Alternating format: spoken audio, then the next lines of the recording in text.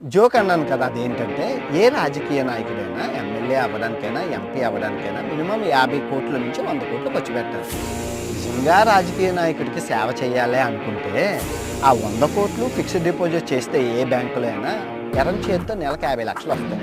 ఆ 50,00,000 తీసుకొని దగ్గర దగ్గర నువ్వు ఒక 10,000 మంది నుంచి 50,000 మందికి అన్నం పెట్టొచ్చు నెలకు.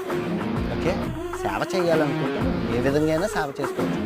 పావలా చేసినా పుణ్యమే, 100,00,00,000 చేసినా సేమ్ పుణ్యం. పుణ్యానికి కొలమానాలు ఉండవు. పావలా చేసినోడికి పుణ్యం ఉంటుంది, 100,00,00,000 వేసినోడికి పుణ్యం ఉంటుంది. సేమ్ అంటే ఎక్కువ డబ్బు ఇస్తే ఎక్కువ పుణ్యం వస్తుందని అలా మీరు శ్రమలో పడతారు. ఓకే. ఇది జోక్. ఇప్పుడు అర్థమైంది కదా!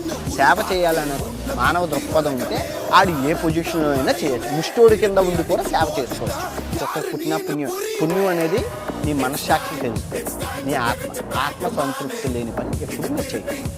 ఆత్మ నీరు అంటే